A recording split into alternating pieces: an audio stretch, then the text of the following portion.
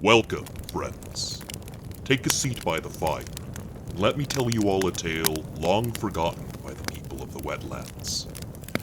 Indeed, even our kin, the orcs, goblins, and ogres in what you would call the near goblin waste, have allowed themselves to forget the story of where they came from.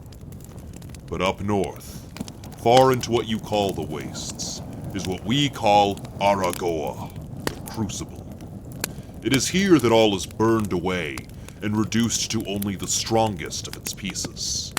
My tribe, the Galtxagoriak, carry with them the tale of the hero Gob, and the forging of his children, the Goblinoids.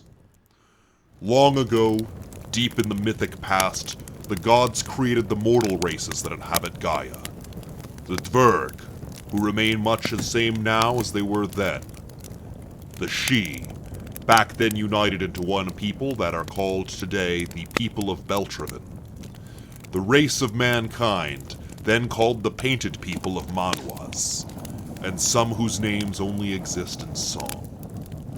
But the last of the god-created races were a people called the Iratxoak. They were an unimposing race, fragile like the Manwaz, and gentle like the Sidhe of Beltraven, with no fur or talons or magic to protect themselves. By the time they were pulled into existence, the world was filled with kingdoms, carved into the continent by Dverg, man, and Sidhe, and there was no home for the Iratxoak to settle. They were pushed away from the Dverg's mountains, having no steel to stop their soldiers from doing as they did. They gave in to disease, not knowing the alchemies of the Sidhe, and they had no roofs over their heads like the great huts of man. It is in this world that Gob was born. His people were pushed to the borders of society, forced to hide from monsters and mortals alike, and starve in their caves. Gob watched as all of the races of Gaia flaunted the perks of being firstborn, and he schemed. For you see, Gob was gifted with incredible patience and keen observation. He watched and waited, and found a weak point he could exploit. All peoples had a craftsman who liked independence and hated doing menial work. They believed that certain necessary labors were somehow beneath them.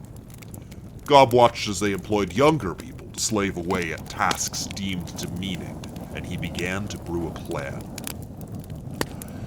He entered the mountain homes of the Dverg and offered to haul cargo for their metalsmiths. The Dverg laughed at how little Gob could carry in one trip, but could not argue that his rates were a fraction of what an apprentice demanded, and thus they let him labor for what seemed like slave wages.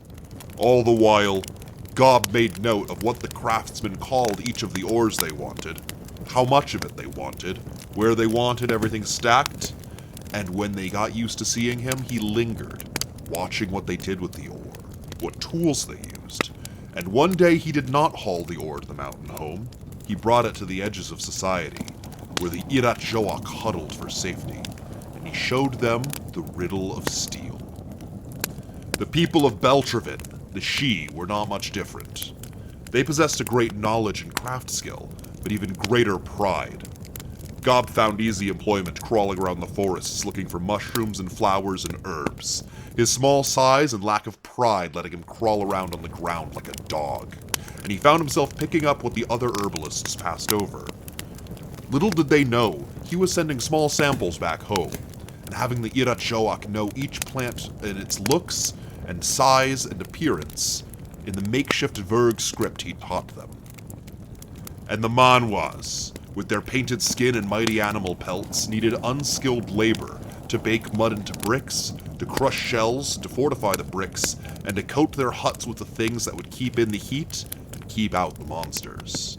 And before long, the races of Dverg, Sidhe, and Manwaz saw a village they had never seen before appear from nowhere at their borders. The Iratxoak had become a society.